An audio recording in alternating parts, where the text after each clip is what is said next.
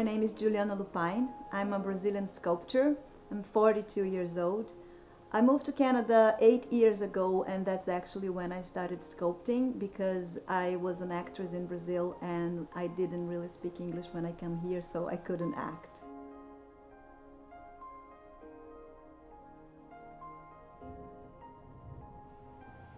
Wow. I'm not working at that right now.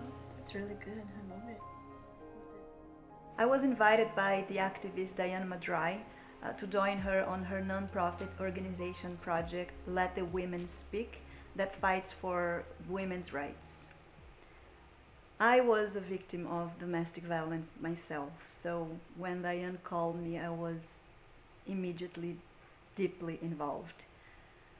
Together we decided to make a series of dolls telling real stories of real women, hoping to bring awareness and to give voice to these women through art.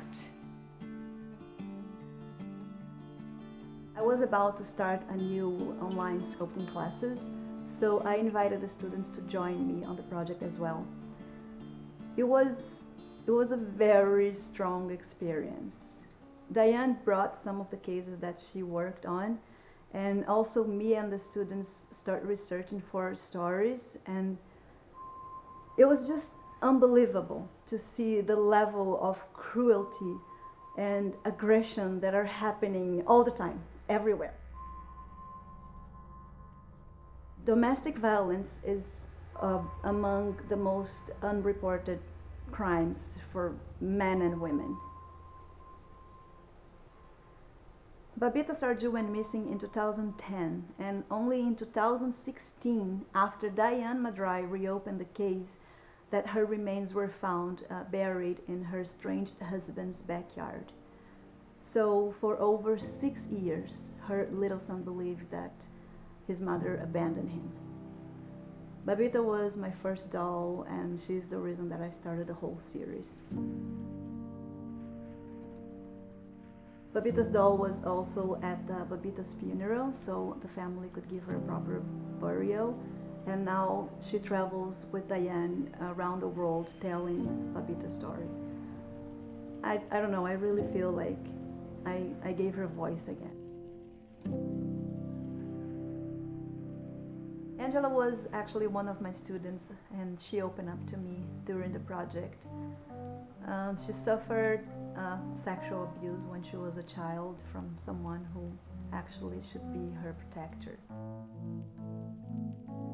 So the young child had her childhood stolen from her, and that's why she sees herself as an adult in a mirror, while the adult Angela could never stop being that wooden child.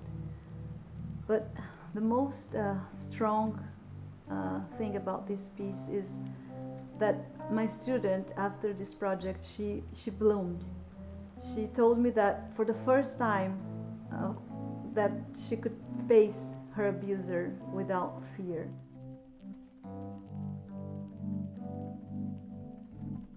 The woman that inspired Abayomi's sculpture had suffered brutal violence from her husband.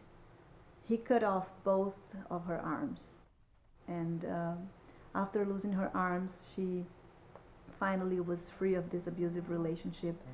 She opened her own business, and she was free of violence. I made her arms, rising her up on the sculpture. It's unbelievable, but she was better without arms than she was with a husband. We kept her name anonymous and named her after an African doll that is a symbol of resistance. Red flags is a symbol of awareness. After sculpting those 3 dolls, we thought that we should help women to identify that they are in an abusive relationship. Nothing starts with physical aggression or murder. And a lot of times those signs are hidden under a sexist culture, so it's hard to see it.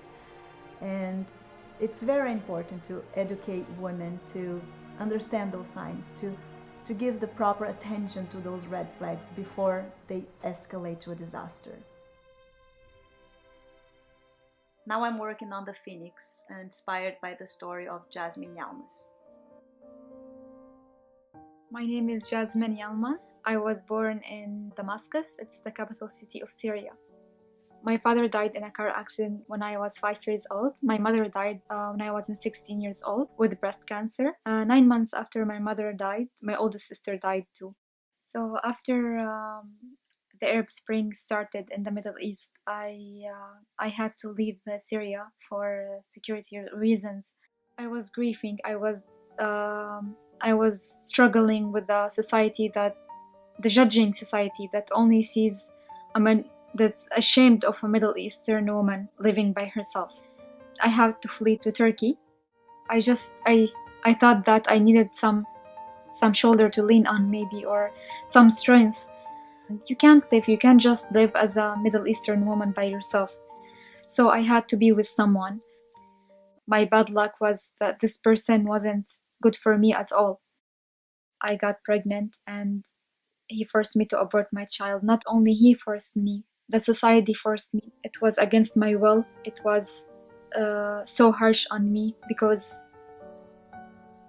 I wish I had the opportunity to keep it and to raise it like any mother would wish.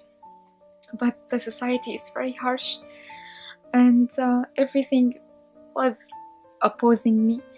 So I wish I would have fought more for my rights, but I couldn't. I was so weak. No protection, no law can protect me. I was always afraid of deportation.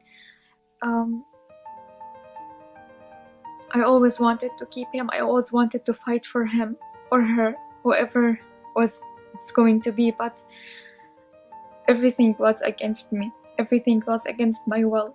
As a Middle Eastern woman, I had no chance, no choice but to abort this baby. I was on the labor chair, and they would just bring babies who are born and, clean them in front of me. It was so hard. For one moment, I just wanted to leave and just and run away and not do what I'm forced to do, but I couldn't. I had no chance but to just stay and abort my child.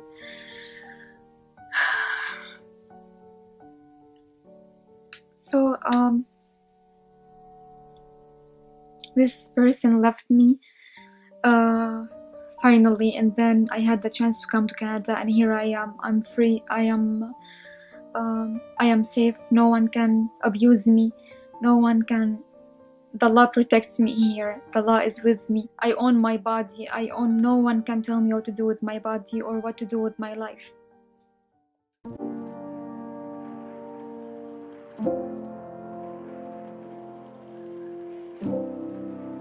I feel strong. I feel protected. I feel safe here.